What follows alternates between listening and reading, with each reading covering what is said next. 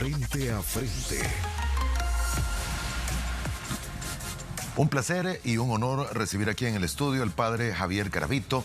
Él es un sacerdote colombiano, autor del libro Síndrome del Carro Abandonado y formador del seminario misionero Redentoris Mater de San Salvador. ¿Cómo está usted, padre? Buenos días y bienvenido. Muy bien, buenos días. Gracias por la invitación. Estoy contento de estar aquí y dar a conocer este libro que estoy seguro le puede ayudar a muchas personas. Pues lo escribí con esa idea, ¿no?, de ayudar a las personas, especialmente a los jóvenes que pueden encontrarse con algunas dificultades. No me dé el final, pero sí deme el contenido de lo que podemos encontrar en este libro, El Carro Abandonado, el síndrome del carro abandonado. Pues es una síntesis de vicios y virtudes, los vicios que nos llevan a permanecer estancados en la vida y las virtudes que nos ayudan a dejar este estado tan desastroso de estar como un carro abandonado. Ok, ¿lo podemos encontrar dónde, padre? Está en la librería La Ceiba y en algunas parroquias como la parroquia San José de la Montaña, la parroquia La Sagrada Familia, la parroquia San Óscar Romero en la colonia Miramonte. También en la librería del Arzobispado también se encuentra. Muy bien. En la invitada anterior, la maestra nos dijo de que ya lo había leído. Sí, da la casualidad que nos conocemos y estuvo en una presentación que hicimos y coincide felizmente lo que ella dijo con lo que voy a decir. Ok. ¿Y qué es lo que nos va a decir? Cuéntenos. Pues mostrar el libro y que sirva para las personas como una palabra de esperanza, que es lo que necesitamos siempre, también a esta hora de la mañana y en todas las horas de nuestra vida. Alguien que nos dé esperanza para vivir, que a veces las dificultades, las situaciones, parece que nos encierran en un laberinto sin salida. Necesitamos esta palabra de esperanza y de ánimo. Padre, hemos tenido situaciones muy difíciles en los últimos años. Yo ya llevo varias décadas viviendo momentos diferentes en el país, pero creo que la pandemia fue algo que nadie esperaba. Las consecuencias económicas, familiares, de separaciones que se han dado, las muertes que conllevó la pandemia y naturalmente todos los momentos económicos que a diario agobian y abaten a cualquiera, pueden llevarlo a un momento de desilusión y de incluso quererse quitar la vida, porque puede haber del otro lado de la pantalla personas que estén pensando en esa solución rápida, como nos decía la licenciada, de separarse de la realidad o buscar una realidad o apartarse de la realidad. ¿Qué se les dice a todos ellos? Eso precisamente, que como el carro abandonado siempre tiene dentro la capacidad de volver a resurgir, como ya hablaremos quizá durante la entrevista.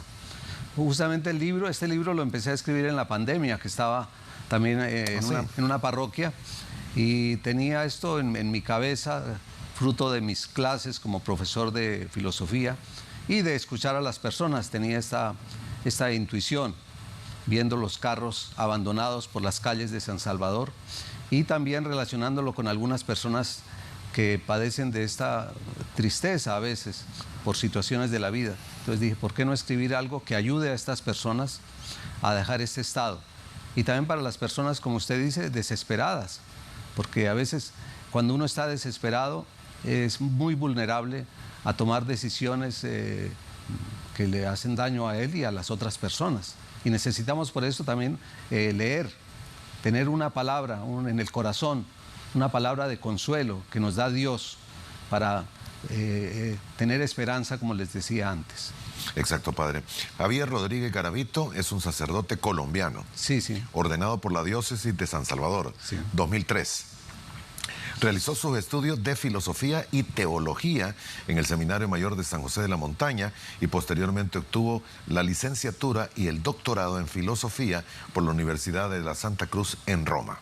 No me equivoco, ¿verdad, Pablo? No se equivoca. Vamos bien hasta ahí. Actualmente usted, padre, es profesor ordinario de Ética y Antropología aquí en San Salvador y se desempeña como profesor invitado en la Facultad de Teología Redentoris Mater del Callao, Perú. Así es. Así es. Muy bien. Las realidades de uno y otro país y de los distintos niveles de la sociedad y los grupos sociales, señor, no cambian.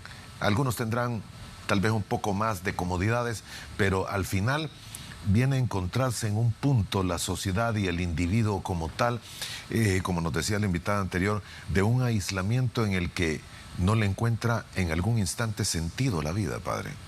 Sí, sí, sí. Justamente uno de los capítulos trata de la soledad y quizás es lo que yo veo como una de las causas de este síndrome del carro abandonado que podemos tener, es la soledad, porque cuando uno está solo es muy difícil.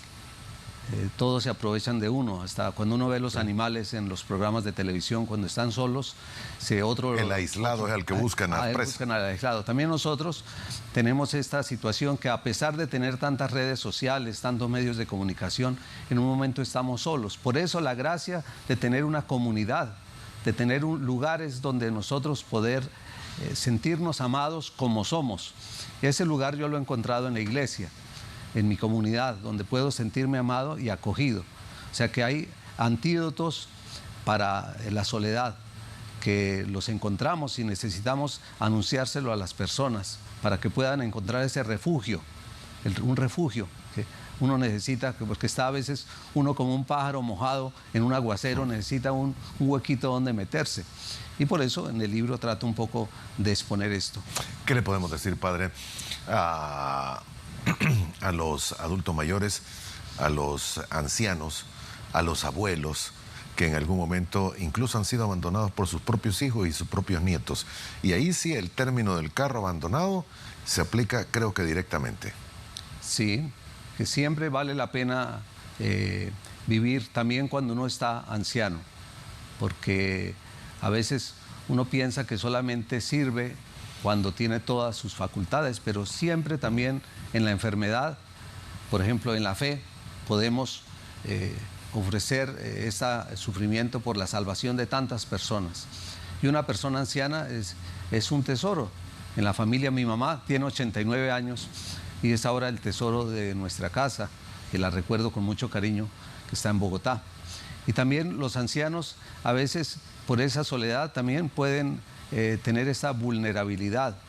Y por eso si algún anciano nos está viendo, también le puedo dar esta palabra de esperanza para su vida, que siempre, como dice un salmo, dice, en la vejez podemos seguir dando fruto y estar los sanos y frondosos, encontrando un amor que supera la soledad, porque físicamente podemos estar solos, pero lo importante es interiormente tener como un tesoro, una fuente de donde emana una palabra que nos dice de sentirnos amados, incluso cuando nuestras fuerzas nos han abandonado, ya que en nuestra debilidad surge una fuerza, que lo vemos mucho en el Evangelio.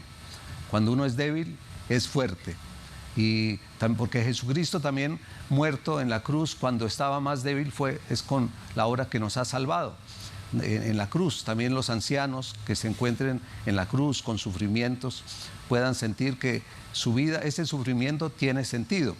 En algunos apartes del libro toco ese tema, también recurriendo al psiquiatra Víctor Frank, que habla como lo importante es que nuestro sufrimiento tenga un sentido. Si mi sufrimiento no tiene un sentido, sí es un problema de estancamiento. Por eso es necesario la reflexión y el silencio. Es uno de los capítulos de los apartes del libro donde hablo de la necesidad de tener silencio, reflexión, para que el sufrimiento no nos envenene el alma, ¿no? Que sí. Uno no se quede ahí. Ahora, ¿cómo podemos darle sentido al sufrimiento, padre? Parece difícil de entender ese concepto. A mí me dan una noticia hoy de que tengo una enfermedad terminal y va a ser un sufrimiento en los últimos días. ¿Cómo le doy sentido? Es una muy buena pregunta. Ese es un misterio que para los creyentes lo vemos en Jesucristo, que Él mismo sufriendo nos ha salvado. Nosotros también sufriendo, como decía antes, podemos ofrecerlo por tantas personas y da mucho fruto, porque hay cosas ocultas que nadie ve que son las que dan fruto, y por eso hablaba de la vida interior. Para un sufrimiento es necesario tener una vida interior, que es la que nos salva, porque por eso hoy cuando vivimos en tanta bulla, tanto ruido, nos llega una mala noticia y no tenemos cómo afrontarla. Por eso es necesario volver a ese refugio que decía antes, un refugio interior, donde Dios nos hable y nos consuele. Y sobre todo también el sufrimiento tiene sentido cuando uno tiene una esperanza de que nuestra vida no solamente es para ahora, sino como en el último capítulo del libro, no les voy a hacer spoiler de todo el libro, pero el último capítulo se titula Eternidad. Depende de nuestra visión del tiempo. Si en el tiempo mi visión de futuro es algo importante, aunque hoy esté sufriendo, puedo afrontarlo. Como dice el Papa Benedicto XVI, que también lo cito. El presente, aunque sea duro, difícil, si yo tengo un futuro en mi interior, sé que alguien me espera, lo puedo afrontar. Sé que alguien me espera. Alguien me está esperando. Esa es la convicción que uno le ayuda a enfrentar también el sufrimiento con sentido. La fe, el futuro y la gracia de amar, que uno siempre puede amar, porque Dios nos ha dado la capacidad de amar, de donarnos. Y también por eso el sufrimiento, necesitamos un amor que venza la muerte, que venza el sufrimiento. Y ese lo recibimos a través de esta capacidad que Dios nos ha dado de amar a las personas, de donarnos, de trascender. Por eso nosotros tenemos esta capacidad de ser personas que trascendemos el momento presente y las circunstancias adversas. Se necesita tener fe también, padre, mucha fe. Sí. Mucha fe de que la vida no termina cuando uno muere. Sí, por eso necesitamos volver siempre a anunciar a las personas que existe la eternidad, que existe el cielo, que nuestra vida no es solamente un carnaval, sino que nuestra vida es comunidad y las penas se van rezando.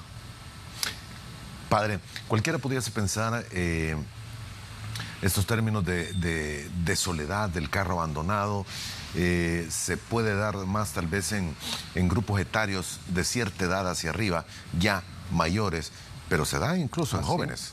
Sí, de hecho, lo he escrito más inspirado en los jóvenes, más pensando, muchos jóvenes, sobre todo en la población, en los colegas masculinos, en los hombres, que por lo que sea nuestro carácter nos lleva más hay una crisis actualmente de virilidad, ¿no?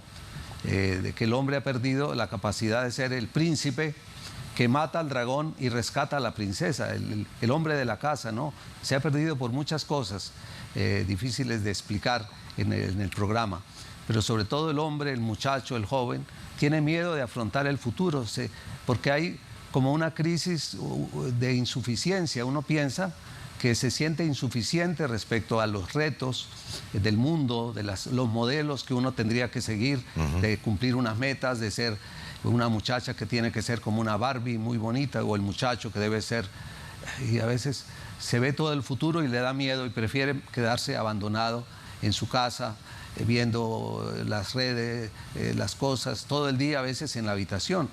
Y le cuesta muchas veces afrontar una responsabilidad. Y veo a estos jóvenes que necesitan una palabra de ánimo para que resurja en ellos el ánimo y la voluntad de volver a vivir y ser lo que son, los príncipes en la familia, las personas que necesita también la sociedad. Muy bien, vamos a hacer la última pausa comercial en este momento, padre. Volvemos en aproximadamente 4 minutos. Le invitamos a que siga con nosotros.